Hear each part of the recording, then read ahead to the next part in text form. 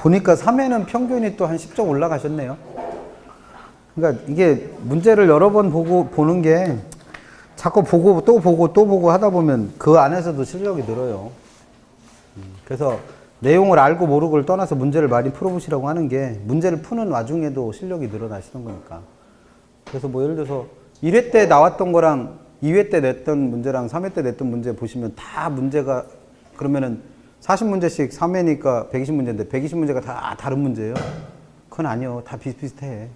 그래서 오해하시는데 만약에 요번 27회 시험도 40문제가 나오면 그 40문제가 다 색다른 전혀 처음 보는 유형의 문제가 나올 거다. 그렇게 낼 수 있는 능력자는 없어요. 기본적으로 문제 40개 중에 20개 이상은 기존에 났던 문제 변형해서 내는 거예요. 작년 시험이 쉽다고 하는 이유가 딴 거 아무것도 없어요. 작년 문제 40개는 기존에 나왔던 기출문제 그대로 베껴낸 거예요. 출제자의 능력을 의심할 만큼 출제자가 오죽 모르면 이렇게 냈을까 싶을 정도로 그래서 쉽다고 하는 거예요. 그럼 어렵게 내봐야 새로운 형태의 문제가 많이 등장을 하는 게 어려운 문제인데 그 새로운 문제라는 게 많이 내봐야 10개 미만이에요. 뭐 시험을 지금까지 27번 봤는데 27번 보는 과정에서 기존에 있던 내용 똑같은 거에서 시험 문제 내는데 전혀 색다른 문제를 만들어낸다? 진짜 힘든 일입니다. 못 만들어요. 그러니까 낼 만한 유형의 문제는 이미 다 나왔어요. 기존의 것들은. 그러니까 기존에 있던 것보다 어렵게 내봐야 계산을 조금 복잡하게 만들게 하거나 아니면 말을 더 많이 뭐 베베 꼬거나 이 정도 수준이지 문제 유형은 거의 똑같을 거예요. 다. 그래서 기출문제를 푸시는 거예요. 똑같이 나오진 않아요. 똑같이 내는 문제는 없어요. 지금까지. 근데 똑같은 내용을 묻는 건 계속 있는 거죠. 똑같은 형태로. 그래서 공부를 하시는 거고. 그래서 그 뭐지? 3회체 보니까 한 개 틀리신 분 있던데 개론 97.5점 맞으신 분. 그분은 기출문제 그만큼 공부 열심히 했단 얘기예요. 그래서 그분은 안 보셔도 돼. 솔직히. 다 아는 건데 뭐하러 봐. 그러면 그 외의 분들 있죠. 97.5점보다 낮은 분들. 그러니까 적어도 아까 저번에도 말씀드렸듯이 80점 미만으로 나오신 분들, 32개 미만으로 맞는 분들은 그만큼 내가 기출문제 공부를 안 했다는 얘기예요. 그래서 그런 분들이 있어. 그 다른 학원도 똑같아요. 이거 기출문제라서 다 봤던 문제인데 왜 또 푸세요? 왜 또 나눠주시는 거예요? 그러면 본인 말대로 기출문제라 다 봤던 문제고 다시 풀어보는 거면 다 맞아야 될 거 아니에요. 그렇게 못 하잖아요. 그러니까 무슨 얘기를 하는 건 의미가 없어요. 이거 기출문제잖아요. 옛날에 풀어봤던 문제잖아요. 그 말은 아무 의미가 없어요. 그래서 뭐 하셔야 돼? 맞춰야지. 봤던 문제라는 것만 알면 뭐해? 봤던 문제니까 더더욱 더 맞추셔야지. 그래서 더 아까 충격이라고 한 거고. 다 봤던 문제인데 못 맞추니까. 그러니까 황당한 거죠. 그러니까 기출문제는 다 외운다고 생각하세요. 자꾸 풀어서. 그래서 8번 시험 봐봐야 4, 8에 30이니까 320문제? 그 중에 중복되는 거 빼면 한 300개? 300개 내외일 거 아니에요. 그럼 그 문제는 다 외운다고 생각하세요. 실제 시험에서 똑같이 나올 수도 있으니까. 그래서 그 문제 300개만 다 외워도 6점 밑으로 절대 안 떨어져요. 개론에서. 민법은 아닐 수도 있어요. 왜냐면 민법은 새로운 판례가 계속 만들어지니까 그거 가지고 내면 전혀 생판 모르는 게 나올 수 있죠. 개론은 생판 모르는 거 나올 게 없어요. 양이 많은 것 같아도 시험 문제 낼 거는 맨날 정해져 있으니까. 그래서 새로운 걸 만들어 내려고 별의별 쇼를 하는 거죠. 그러니까 개정되는 거 이런 것들은 출제자 입장에서는 땡큐한 거지. 왜? 기존에 없던 거 새로운 거 낼 수 있는 문제가 생기니까. 새로운 제도 만들어주고 이러는 것들은 되게 좋은 거죠. 문제 새로 내기가 좋으니까. 근데 그렇지 않은 것들은 맨날 똑같은 거 내는 거예요. 똑같은 거. 근데 그 똑같은 걸 못 풀어갖고 지금 이 욕을 먹고 있는 거고. 그래서 그런 얘기 제발 좀 하지 마세요. 이거 풀어봤던 문제잖아요. 그게 뭐가 중요해? 내가 틀리는데. 최근 503페이지 가셨어요? 503페이지 갔어. 그리고 모의고사도 보시면 쉽다고 하는 것들은 뭐예요? 어디서 많이 봤던 문제가 나오면 쉽다고 하시는 거고, 그 많이 봤던 문제 말고 그걸 좀 많이 변형해서 내면 어렵다고 하는 거고. 근데 그걸 변형을 할 때 정상적인 수준에서 변형을 하면 그래도 양호한데 그런 게 아니라 막 전혀 엉터당토하게 변형을 하면 어렵다고 느끼는 거죠. 뭘. 그래서 그 차이예요, 그냥. 그래서 실제 시험도 결국엔 뭐예요? 그냥 내가 많이 봤던 문제가 많이 들어가 있으면 쉬운 시험인 거고, 많이 봤던 게 몇 개 없고 새로운 문제가 많이 보이면 어렵다고 느끼시는 거고. 근데 그 새로운 문제가 기껏해야 몇 개 내외다. 10개 미만이에요. 10개 미만. 그러니까 어차피 그 얘네들은 틀려도 아무 상관없어요. 합격하는 데는 그 나머지 30개 내가 많이 봤던 형태의 문제를 얼마나 잘 골라내느냐예요. 그 차이죠. 뭘. 503페이지 개발론 가겠습니다. 개발론에서는 일단 개념 1번의 동그라미 1번의 두 번째 줄이는 것처럼 개발은 토지를 개량하는 행위다. 토지를 개량하는 활동이다. 는 기억해 두시고 동그라미 3번에 이런 개량 활동에는 두 가지 종류가 있다는 거죠. 건축에 의한 개량과 조성에 의한 개량. 그래서 3페이지 넘겨보시면 건축에 의한 개량이라는 게 뭘 뜻하고 조성에 의한 개량이라는 게 뭘 뜻하는지 정도는 구별하고 계셔야 돼요. 그럼 양가로 2번에 개발의 분류에서 주체에 따른 분류는 이게 개발뿐만 아니라 모든 주체는 항상 셋이라고 그랬죠. 제1주체, 제1섹터라고 하는 애는 항상 정부, 제2주체, 제2섹터라고 하는 애는 민간, 제3섹터라고 하는 건 정부와 민간의 결합. 이거는 뭐 어디 가나 다 똑같은 얘기니까 참고하시고. 그 옆에 양가로 3번에는 개발의 7가지 단계도 작년에 물었어요, 이거. 자주 내는 문제도 아닌데 작년에 이미 물었기 때문에 또 나올 가능성 거의 없는데 이거 대단하게 어려운 거 아니잖아요. 그냥 논리적으로 내가 뭘 개발할지 일단 아이디어 짜내야 되고 개발할 땅을 사야 될 거 아니에요. 그래서 세 번째 부지 매입. 그리고 땅 사는데 성공했으면 밑에서 두 번째 건설. 그 땅에다 건물 지어야죠. 그래서 완성되면 뭐 하는 거예요? 팔아먹는 거죠, 뭘. 그럼 그 네 가지가 가장 기본적인 단계들이고 땅 사기 전후에 뭐 한 번씩 한다? 타당성 분석한다. 그리고 타당성 분석을 통해서 타당성이 있다고 판단되면 남의 돈을 빌려서 지을 수도 있죠. 그러니까 건축 단계 전에 뭐가 하나 들어간다. 금융 단계가 하나 들어간다. 뭐 그렇게 기억하시면 되죠. 그래서 작년에 물었던 거긴 하지만 그래도 7개 단계는 기억해 두시면 좋겠습니다. 시험에 이제 주로 내는 건 506페이지에서 개발의 위험. 안 줘도 되겠네.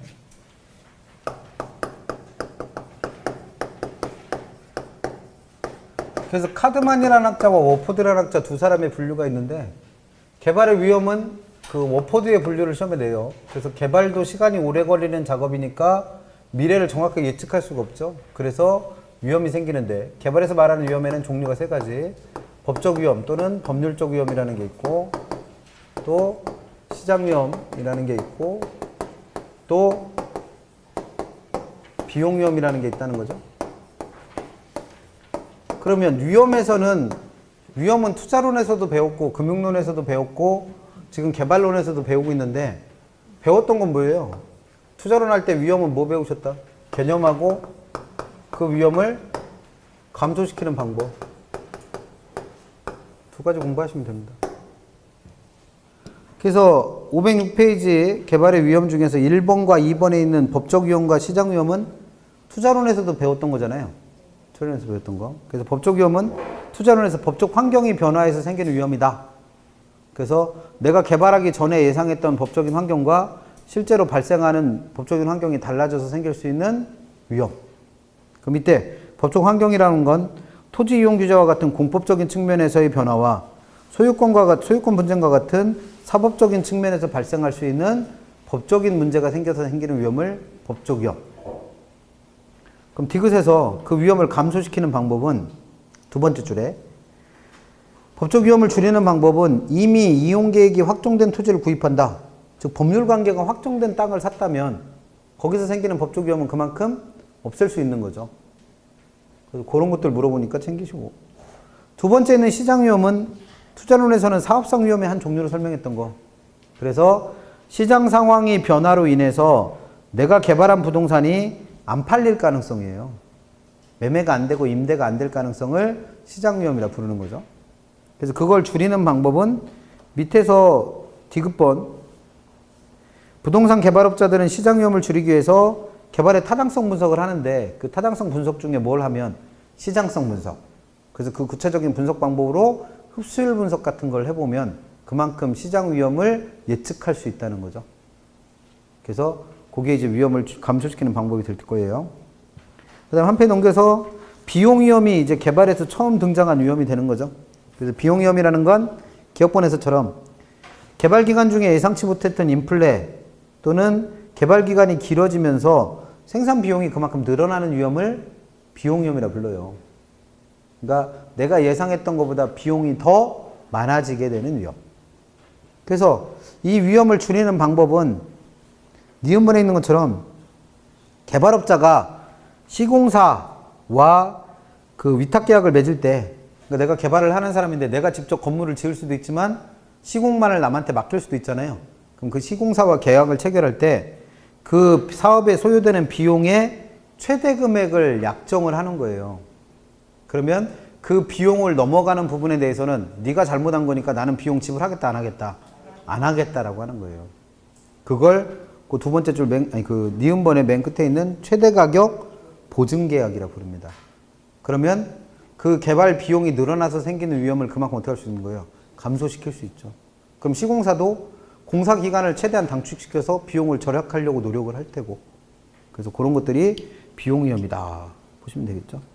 그래서 시험 문제는 다른 거 묻는 거 아니고 개발에서도 이런 위험들이 발생하는데 그 위험들의 개념이 어떤 거고 그런 위험은 어떻게 피할 수 있느냐, 그런 것들 묻습니다.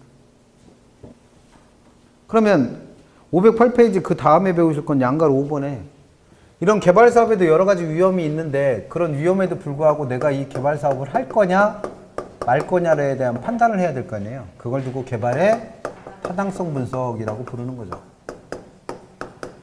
그러니까 개발의 타당성 분석이라고 하는 건 내가 이 개발 사업을 할 거냐 말 거냐에 대한 판단입니다.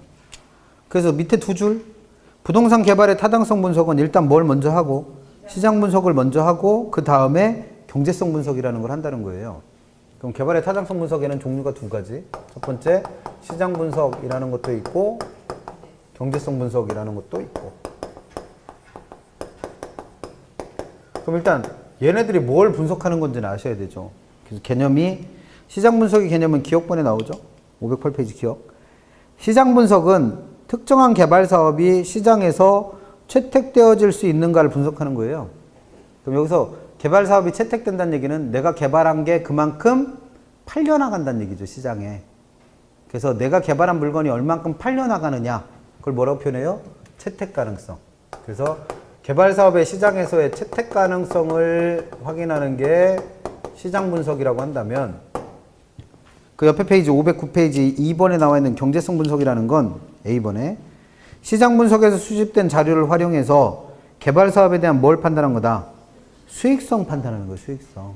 그러니까 이게 얼만큼 팔리는 거와는 별도로 내가 이걸 팔아서 돈을 벌 수 있느냐, 그렇다면 얼마를 벌 수 있느냐라는 수익성을 판단하는 걸 두고 뭐라 부른다? 경제성 분석이라고 부릅니다. 그래서 분석의 종류가 두 가지로 나눠지는 거고, 그 구체적인 내용들은 한 페이지 넘겨서, 구체적 내용은 한 페이지 넘겨서 511페이지 양가로 6번에 있는 부동산 분석의 체계와 유형이라는 거에서 공부하시면 돼요. 그럼 여기 나와 있는 부동산 분석이라는 게 결국 누구를 말하는 거다? 개발의 타당성 분석을 말하는 거예요. 그래서 그 1번의 기억본에서 부동산 분석, 즉 개발의 타당성 분석을 하는 궁극적인 목적은 두 가지입니다. 첫 번째는 특정 부지의 대안, 두 번째는 가장 타당성 있는 개발 대안의 선택. 이 두 가지가 목적이에요. 그래서 니은번, 이를 위해서 개발업자는 먼저 특정 부지에 대한, 그러니까 개발 사업을 입지시킬 특정 부지에 대한 분석을 한다는 거예요. 즉 내가 이걸 어디다 개발해야 되느냐, 그 다음에는 그 부지에서의 개발 사업이 투자자의 목적을 충족시킬 수 있느냐. 그럼 여기서 말하는 개발 사업이 투자자의 목적을 충족시킨다는 얘기는 그만큼 돈 버는 거죠. 뭘 돈 버는 거? 수익을 내는 거잖아요. 그래서 내가 이걸 통해서 수익을 낼 수 있느냐, 이 두 가지를 판단한다는 거죠. 그래서 전자에 속하는 연구, 즉 내가 이걸 어디서 개발해야 되느냐를 하는 걸 지역경제 분석, 시장 분석, 시장성 분석이라고 하는 거고, 후자에 속하는 연구, 이거 하면 돈 벌 수 있느냐, 이거 분석하는 걸 타당성 분석, 투자 분석이라고 한다는 거죠. 그래서 분석에는 이와 같이 5가지가 있다는 거예요. 5가지. 그래서 그 분석의 체계라는데 중간에 네모 박스 안에 지역경제 분석, 시장 분석, 시장성 분석, 타당성 분석, 투자 분석 써놨죠. 그래서 그 밑에 니은번 보시면 학자에 따라서는 전자의 3가지. 그럼 전자의 3가지면 누구예요? 지역경제 분석, 시장 분석, 시장성 분석을 통칭해서 뭐라 부르는 거예요? 시장 분석. 그럼 아까 시장 분석이라고 했던 거 안에는 구체적으로 몇 가지? 3가지가 들어간다는 거죠. 첫 번째 누구? 지역경제 분석하고, 그다음에 시장 분석하고 시장성 분석이라는 게 들어간다는 거죠. 이런 구조로 돼 있다는 얘기예요. 그 다음에 후자의 두 가지. 그럼 후자의 두 가지면 누구랑 누구예요? 타당성 분석과 투자 분석이죠. 그래서 이 후자의 두 가지를 뭐라 부른다? 타당성 분석 또는 경제성 분석이라고 부른다. 그러면 경제성 분석에는 다시 누구랑 누가 있다는 거예요? 타당성 분석과 투자 분석이라는 게 있다는 거죠. 그래서 개발의 타당성 분석은 구체적으로 이 5가지를 말합니다. 그럼 공부하실 거 첫 번째는 순서 외우세요. 순서. 분석의 순서. 그래서 지역경제 분석에서 시작해서 뭐로 끝나는 거예요? 투자 분석으로 끝나요. 그럼 순서를 왜 외우시라고 하냐면 리을번에 그 표 안에 그 네모 박스 안에 보시면 부등호표가 있잖아요. 부등호 표시. 그럼 그 부등호 표시의 의미는 상위 계층의 분석, 나중에 하는 게 상위 계층입니다. 나중에 하는 게. 하위 계층의 분석, 얘는 먼저 하는 게 하위 계층이에요. 그래서 나중에 하는 분석에는 먼저 하는 분석이 어떻게 되고 있다? 포함되고 있다라는 걸 뜻합니다. 그래서 예를 든 거, 시장성 분석은, 그럼 시장성 분석이라는 건 요걸 하고 있다는 거죠. 그럼 요걸 하고 있다는 건 순서적으로 앞에 있는 분석은 이미 다 끝났다는 얘기지. 얘네들이 끝났으니까 이걸 하고 있을 거 아니에요. 그럼 이 분석을 하고 있는 사람은 이 두 가지 분석이 다 끝났으니까 이 두 가지 분석의 내용이 이 속에 포함되는 거죠. 그런 논리라는 거예요. 그래서 순서 기억하세요. 순서. 그 다음에 두 번째 공부하실 것들은 그 밑에 동그라미 2번에 분석의 유형이라고 하는 거에서 설명하고 있는 각 분석의 내용. 이게 뭘 분석하는 거냐. 그리고 그 분석의 구체적인 방법. 이거 공부하시는 거죠. 그럼 제일 먼저 나와 있는 지역경제 분석이란 내가 개발을 하려고 하는 그 대상 지역이 인구는 얼마나 되고 소득은 얼마나 되고 교통망은 얼마나 발달해 있고 이런 것들을 통해서 부동산 수요와 부동산 시장에 영향을 미치는 요인들을 분석하고 예측하고 확인하는 작업을 지역경제 분석이라고 부릅니다. 그럼 지역경제 분석이라는 건 내가 개발 사업을 하려고 하는 어떤 지역의 인구나 소득이나 뭐 교통망 이런 것들은 그 지역에 뭘 나타내는 거예요? 경제 상황을 나타내는 거예요. 그래서 그런 그 지역의 경제 상황을 분석하고 있는 걸 두고 뭘 한다? 이걸 지역경제 분석이라고 불러요. 그럼 얘는 분석의 대상을 어디로 삼은 거다? 내가 개발 사업을 하려고 하는 지역 전체를 삼은 거죠. 그래서 이 지역의 경제 상황이 어떤지를 예측하는 구체적인 방법에 경제 기반 분석이라는 게 있다는 거예요. 조금 이따 설명드릴게요. 두 번째 시장 분석은 한 페이지 넘겨서 니은번에 있는 시장 분석은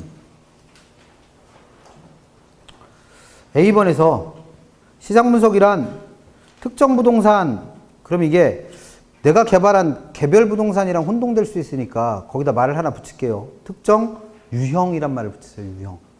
특정 유형.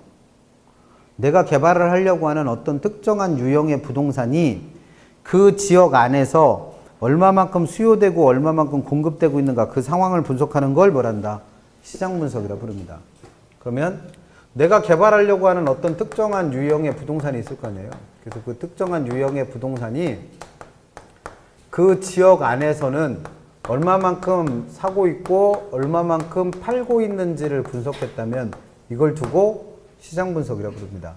그럼 얘는 분석의 대상이 그 지역 내에서 내가 개발하려고 하는 어떤 특정한 유형의 부동산으로 축소가 된 거죠. 특정한 유형의 부동산. 그래서 얘는 내가 개발하려고 하는 어떤 유형의 부동산들의 수요 공급 상황을 예측하는 거예요. 즉 수요량과 공급량이 몇 개인지를 확인하는 겁니다. 그래서 그 구체적인 방법으로 시장 세분화라는 방법과 시장 차별화라는 방법을 활용을 해요.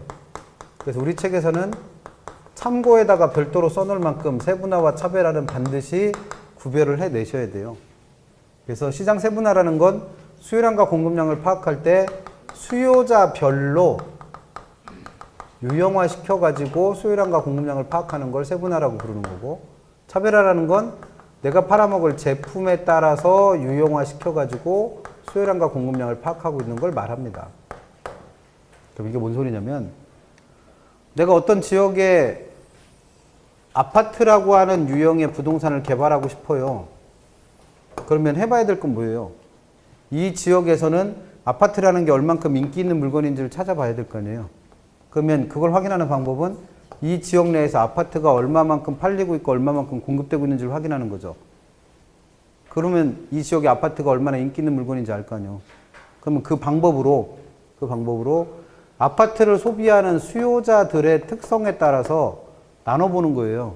그럼 수요자의 특성이라는 건 소득 수준, 연령, 성별, 뭐 이런 거를 기준으로 수요자들을 나눠서 소득 수준에 따라서 겁나 부자인 사람들, 연봉이 1억 이상인 사람들, 또는 연봉이 1억부터 5천만 원 사이인 사람들, 또는 뭐 5천만 원부터 3천만 원 사이인 사람들, 3천만 원 미만인 사람들 이렇게 나눠갖고 이 사람들은 아파트 몇 개나 사고 있고 공급되고 있고 이렇게 분류하고 있다면 이걸 뭐란다는 거예요? 이걸 세분화라고 불러요. 세분화.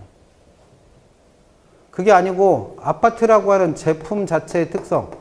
그럼 아파트라는 건 제품의 특성을 어떻게 나올 수 있어요? 일단 면적, 또는 뭐 가격, 또는 뭐 입지 조건, 또는 뭐 모양, 뭐 이런 걸 가지고 면적에 따라서 제일 만만한 게 면적이니까 면적에 따라서 50평 이상의 대형 아파트, 또는 뭐 50평부터 뭐 40평까지, 40평부터 30평형대까지, 그 다음 뭐 30평대 미만, 뭐 이렇게 나눠서 얼마만큼 수요되고 있고 얼마만큼 공급되고 있느냐. 그러면 둘 다 수요량과 공급량을 파악하기 위해서 세분을 해본 거죠.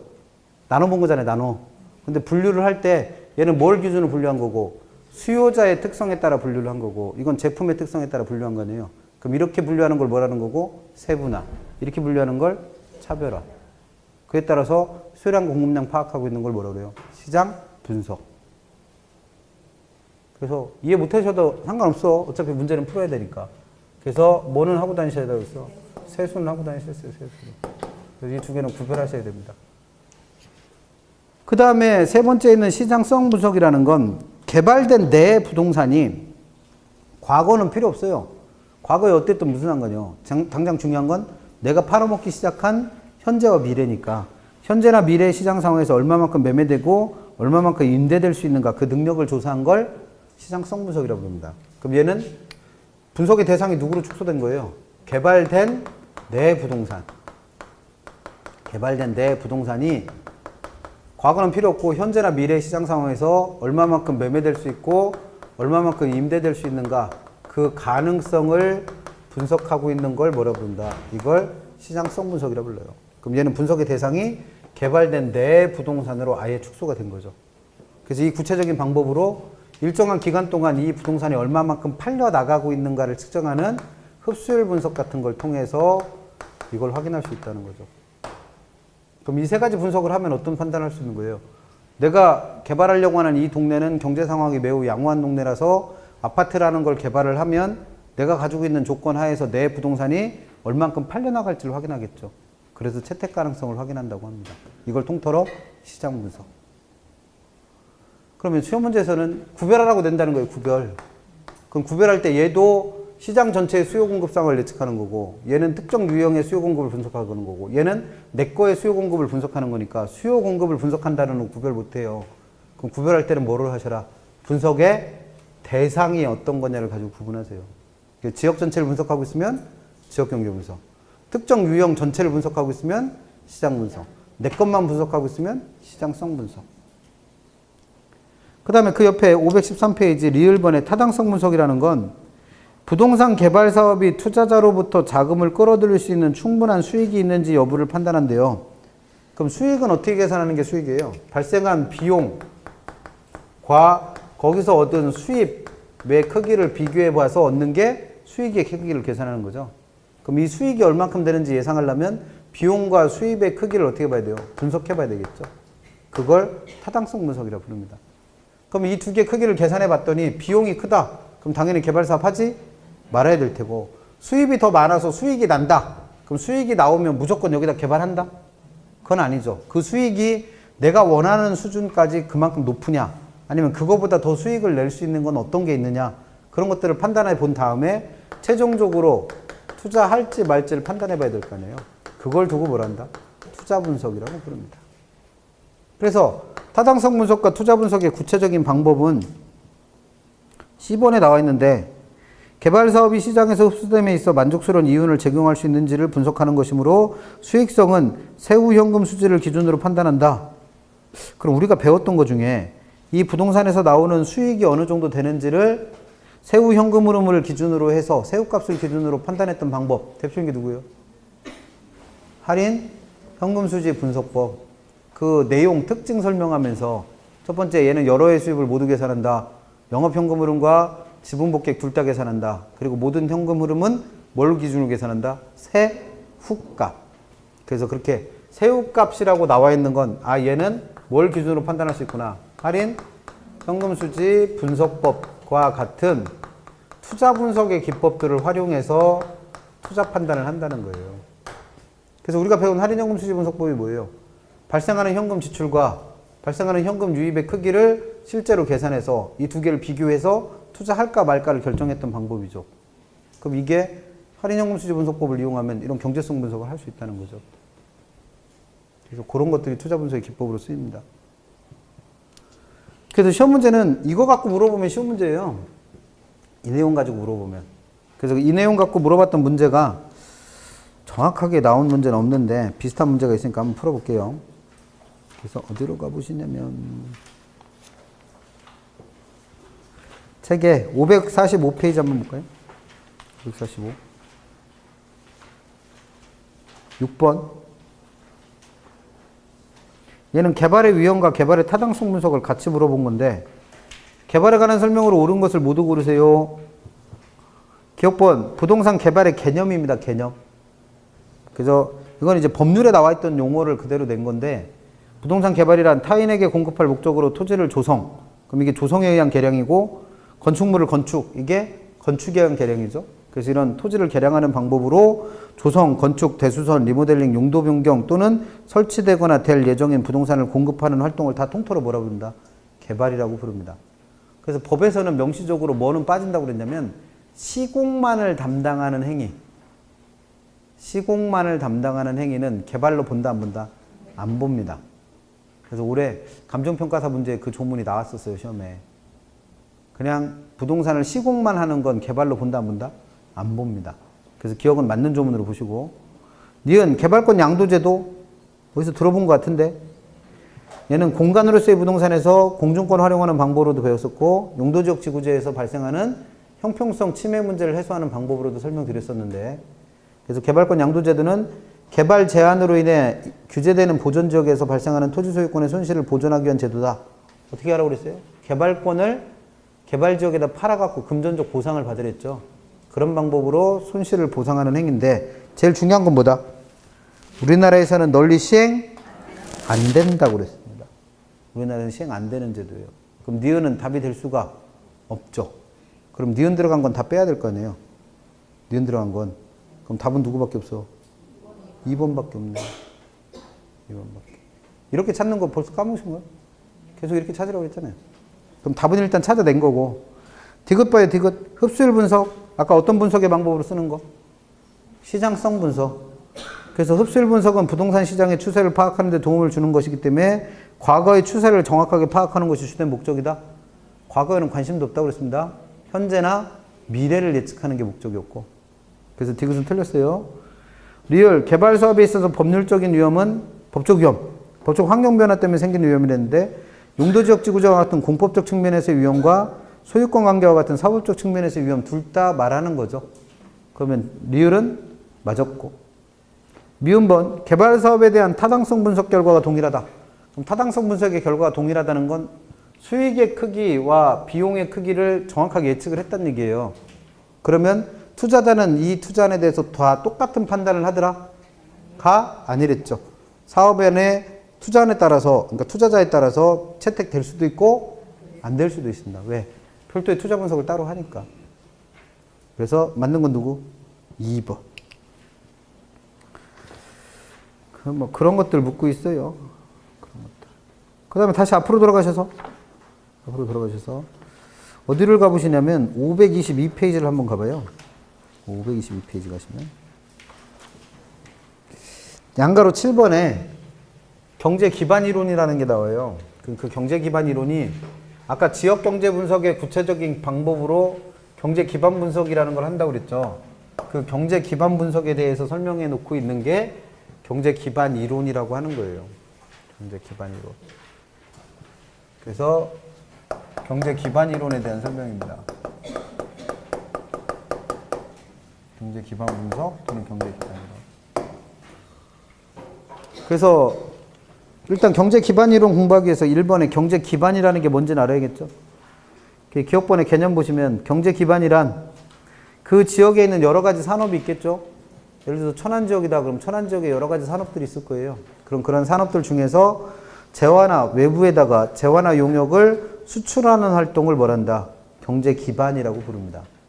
경제 기반. 그래서 천안은 여기서 다른 데로 수출해서 돈 벌어오는 대표적인 산업이 뭐예요? 제조업이잖아요, 제조업. 천안에도 나름대로 산업단지 많죠. 그 천안이 돈 벌어오는 가장 중요한 건 뭐예요? 호두과자로 돈 벌진 않잖아요, 여기. 그래서 천안 분들이 물가가 비싼 게 그게 아니잖아. 공장이 많아서 벌어오는 돈이 많은 거잖아요. 그래서 옛날부터 천안은 물가가 좀 비쌌잖아요. 그런 겁니다. 그래서 B번 보시면 충남 안에서는 제일 비싼 것 같던데. B번에서 한 지역의 산업활동을 기반활동과 비기반활동으로 구분한대요. 그 중에서 기반활동이라는 건 아까 얘기한 것처럼 다른 지역으로 재화나 용역을 수출하는 활동을 말하고 비기반활동은 그 동네 사람들끼리 먹고 사는 데 쓰는 활동을 말합니다.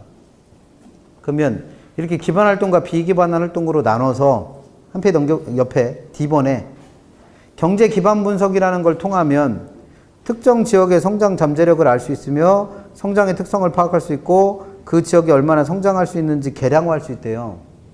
그러면 여기서 말하는 경제 기반 분석이라는 거 할 때 그 경제 기반이라는 건 그 지역이 특화되어 있어서 다른 동네에서 돈 벌어오는 산업을 말하고 이런 경제 기반 분석을 하면 그 지역이 얼마만큼 성장할 수 있는 동네인지를 예측할 수 있다는 거예요.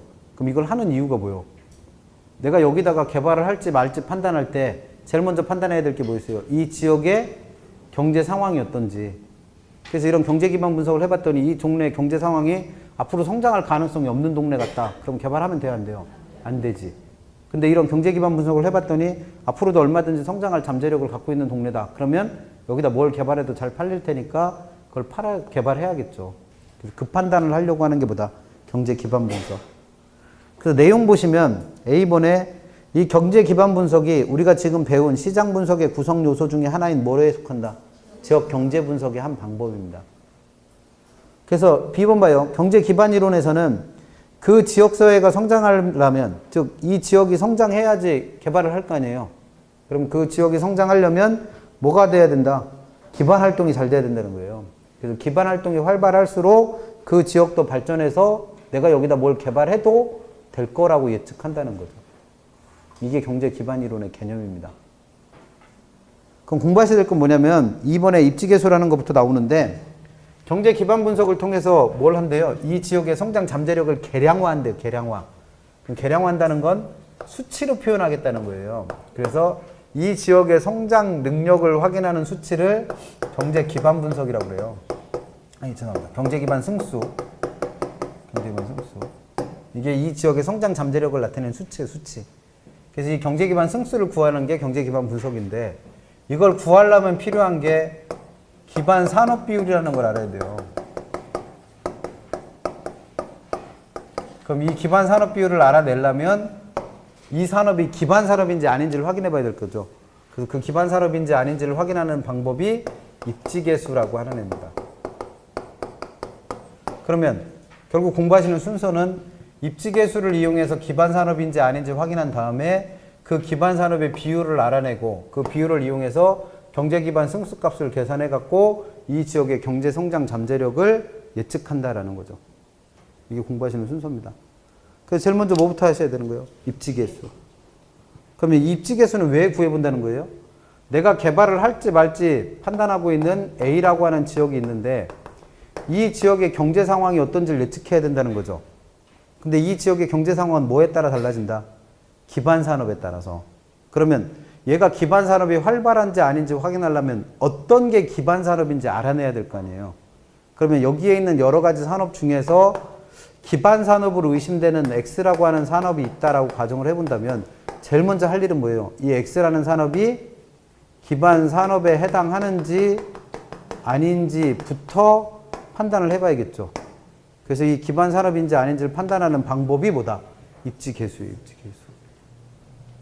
그래서 입지계수 읽어보시면 입지계수는 기반 분석을 할 때는 보통 입지계수를 사용하는데 입지계수를 영어로는 LQ라고 부릅니다. LQ. 그래서 어떤 지역의 산업에 대한 전국의 동일 산업에 대한 상대적인 중요도를 측정하는 방법으로서 그 산업의 상대적 특화 정도를 나타내는 값이에요. 그래서 이 입지계수를 이용하면 한 지역의 특화 산업을 쉽게 분석할 수 있다. 즉 입지계수는 얘가 기반 산업이냐 비기반 산업이냐를 나누는 분류 기준이 된다는 거예요. 그 입지계수 어떻게 구하는지 알아야겠죠. 입지계수는 간단해요. 그냥 내가 분석하려고 하는 X산업이 전국에서 차지하는 비율을 알아내고, 그리고 내가 분석하려고 하는 이 지역에서 이 X산업이 얼마만큼의 비율을 갖고 있느냐, 이거 계산한 게 입지계수입니다. 그럼 예를 들어서 전국에서는 이 산업이 10%의 비중을 갖고 있는 산업인데 이 동네에 와봤더니 그 비율이 20%가 되는 거예요. 20%가. 그러면 이 값이 얼마가 나오니까? 2가 나오니까. 그럼 얘가 2라는 수치는 전국적인 산업의 비율 평균값보다 이 지역의 비율이 훨씬 높다는 얘기죠. 그럼 누가 봐도 이 지역은 이 산업이 잘 발달되어 있는, 특화되어 있는 산업이라는 거예요. 그러면 이 산업이 이 지역에서는 뭐가 된다? 기반 산업이 된다는 겁니다. 그럼 기반 산업인지 아닌지를 판단할 때는 이 두 개가 같을 때가 얼마가 되니까? 1이 되니까 이 값을 1과 비교해서 얘가 1보다 크면 전국적인 평균보다 훨씬 발달해 있다는 얘기니까 얘는 뭐로 보는 거고? 기반 산업으로 보는 거고. 이 값이 만약에 1보다 작으면 전국 평균에도 못 미칠 만큼 낙후되어 있는 산업이라는 거잖아요. 그럼 얘를 뭐로 본다? 비기반 산업으로 보는 거예요. 그래서 입지계수는 다른 판단 아무것도 안 합니다. 1보다 크면 기반 산업, 1보다 작으면 비기반 산업. 그러면 지금 같은 경우에는 비율이 나와 있으니까 바로 구할 수 있는데 만약에 이 비율이 안 주어져 있을 때는 어떻게 할 거냐 이거예요. 그래서 그 비율을 구하는 방법을 우리 책 표에다가 그 네모 박스 안에다 써놓은 거죠. 그래서 전국의 X산업의 비율을 구하려면 일단 전국에서 전체 산업, 전 산업에 대한 어떤 값 분의 내가 분석하려고 하는 X라고 하는 산업에 대한 어떤 값. 그럼 여기서 이 어떤 값은 우리 책에서는 계속 고용자 수를 가지고 얘기를 하고 있는데 고용자 수 아니어도 상관없어요. 여기에 종사하는 종사자 수, 인구수가 나와도 상관없고 또는 이로부터 발생하는 산업 생산액이 나와도 상관없고 또는 이로부터 얻는 소득의 크기가 나와도 아무 상관없습니다.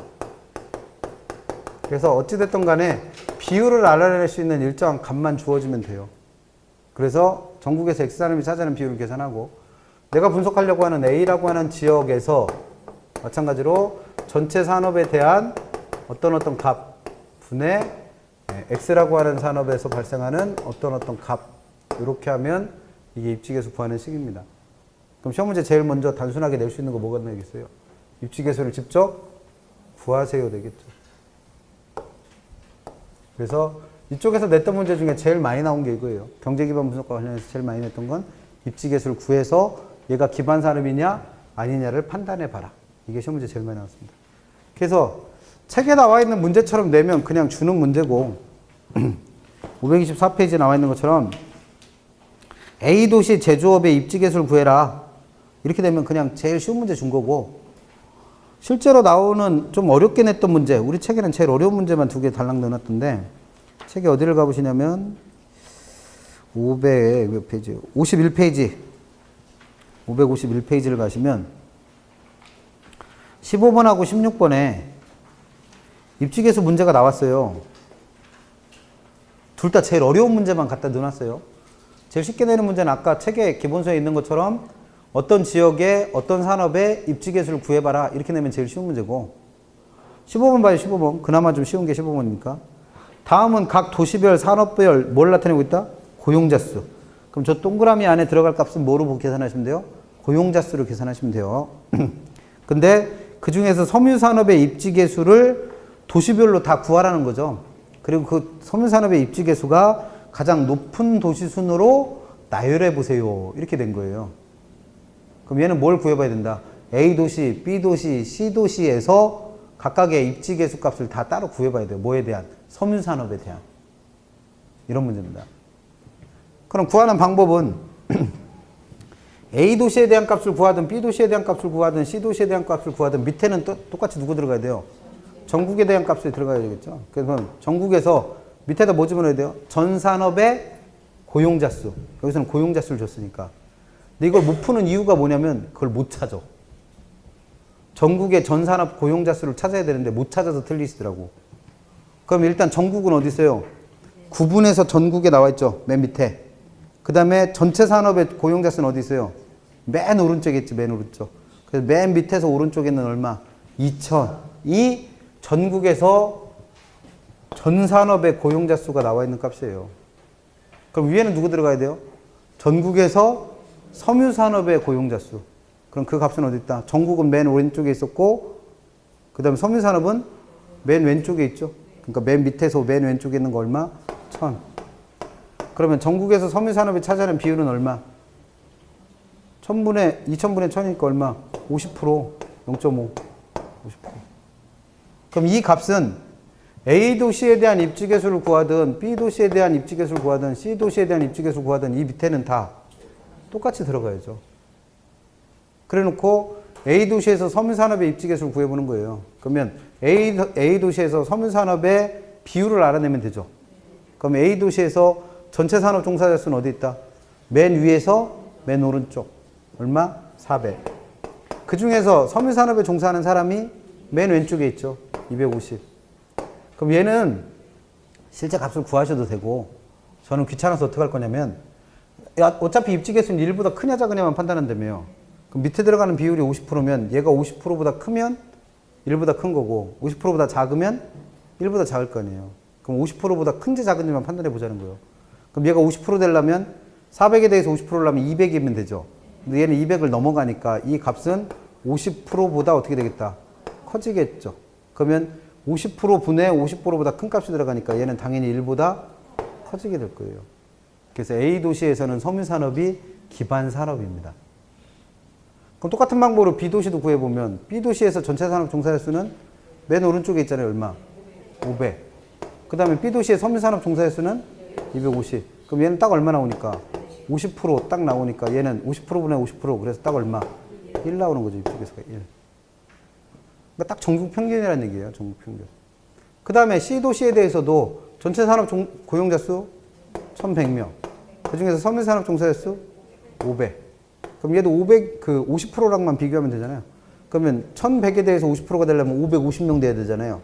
근데 그거보다 인원이 적으니까 얘는 계산 하나만 하고 50%보다 그 값이 작겠죠. 그럼 당연히 얘는 1보다 작을 거 아니에요.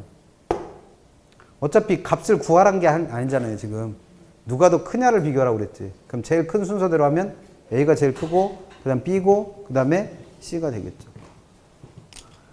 해설에 나와 있는 것처럼 실제 값을 구하셔서 비교하셔도 되고, 귀찮으시면 그냥 1과만 비교하면 되니까 그렇게 푸셔도 됩니다.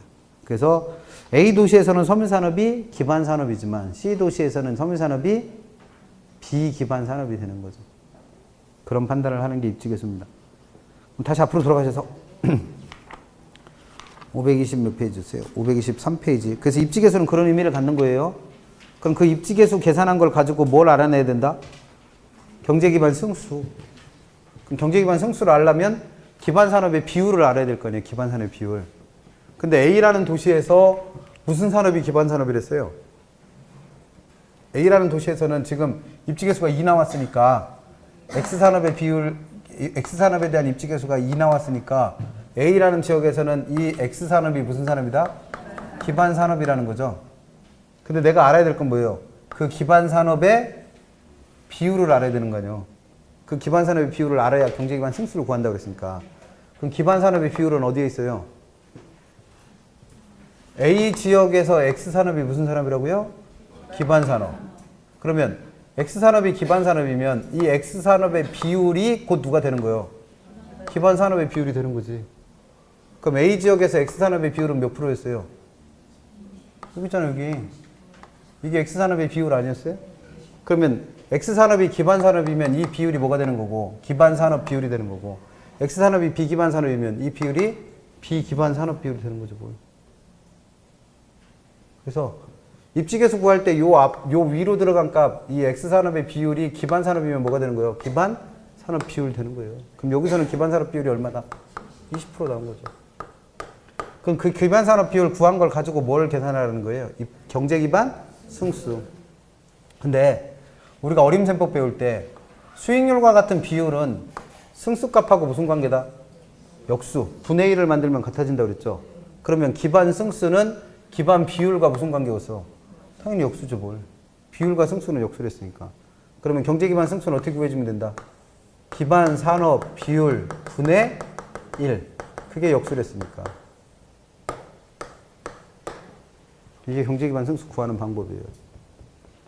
그래서 524페이지 3번에 있는 경제기반 승수는 개념. 경제기반 승수란 기반 산업의 고용 증가. 여기서는 지금 계속 고용자 수로 밀고 있죠. 근데 여기는 고용자 수가 아니라 다른 게 들어와도 상관없다고 그랬죠. 인구수가 들어와도 되고 산업생산력 들어와도 되고 소득 들어와도 아무 상관없다고 그랬어요. 그래서 이런 기반 산업으로부터의 변화가 지역 전체에 얼마만큼 영향을 나타내는가, 얼마만큼의 영향을 주느냐를 나타낸 지표를 뭐란다? 경제기반 승수. 즉 기반 산업으로부터의 성장이 그 지역 전체 경제 성장에 어느 정도 영향을 주느냐를 나타내는 수치를 경제기반 승수라고 부르는 거고, 그 승수는 어떻게 구하는지 그 네모표 안에 꺾음표 두 개에서 써놨죠.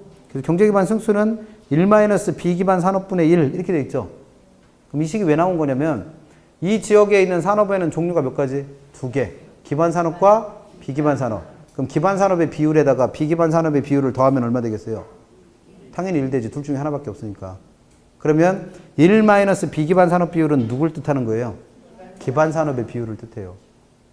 그래서 그 두 개가 같은 식입니다. 그러면 그게 뭐가 된다? 경제기반 승수가 된다는 거죠. 그럼 구해봐요. 지금 기반 비율을 알고 있으니까. 기반 비율은 얼마? 20%라며. 그럼 분의 1 하면 이게 뭐가 되는 거예요? 승수. 그럼 얘는 얼마? 이거 못 구하는 분 되게 많어. 못 구하는 분 되게 많어. 근데 이거는 구해. 0.2 분의 1. 그것도 못해? 그럼 이걸 못하는 이유가 뭐예요? 이거 0점 때문에 그런 거냐? 0점 때문에. 그럼 0점을 없애버리면 되죠. 어떻게? 10을 곱해갖고 이걸 소수점을 없애봐요. 그럼 얘는 2분의 10 아니야. 그럼 얼마 나와? 그럼 5 나와요. 그래서 우리한테 뭐가 필요한 거예요? 다이소가. 이런 거 못 구하니까. 그래서 이거를 못 구해갖고 계산기 꺼내갖고 구해야 될 정도면 계산 문제 풀지 마세요. 시간 아까워. 이 정도 계산은 암산으로 할 수 있어야 돼. 이런 거 계산기 눌러가면서 일일이 풀을 정도면 시간 없어서 못 풀어요.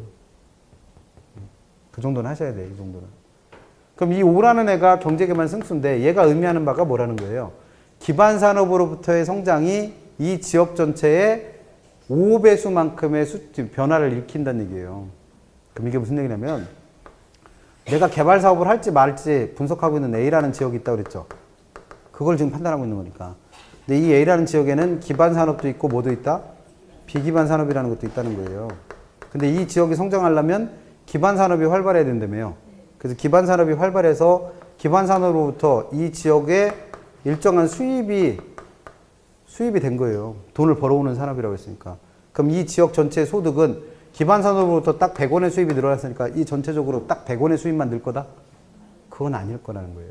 그래서 이 기반 산업으로부터의 성장이 이 지역 전체에 얼마만큼 영향을 주느냐를 경제기반 승수라고 그랬으니까 승수라는 건 이 값에다가 어떻게 해주니까 곱해주는 값이에요. 그러면 기반 산업으로부터 100원만큼의 수입이 이 지역으로 유입되면 이 지역 자체의 경제활동을 통해서 그 돈이 몇 배수만큼 5배수만큼 늘어난다는 거예요. 그래서 이 지역 전체 수입은 얼마만큼?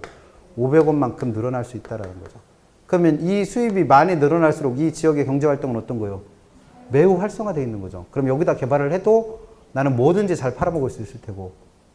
그러려면 이 기반 산업으로부터 벌어오는 돈이 많아지거나 아니면 이 지역 자체의 경제활동을 통한 경제기반 승수값이 커져야 되겠죠. 그래서 이 경제기반 승수를 계산해서 이 기반 활동으로부터의 성장이 이 지역 전체에 얼마만큼 영향을 주는지를 확인해 갖고 이 지역의 성장 잠재력을 확인하는 게 경제 기반 분석인 거죠. 이해되시면 좋고, 아니면 뭐는 구할 줄 아셔야 되고, 입지계수. 아니면 경제 기반 승수가 어떻게 구해지는지는 알아야 돼요. 그럼 제일 어렵게 내는 건 뭐겠어요? 경제 기반 분석 하라고 내요, 하라고. 그럼 경제 기반 분석을 하라는 건 이 지역의 어떤 산업이 기반 산업인지를 확인해서 그 기반 산업으로부터의 어떤 값의 변화가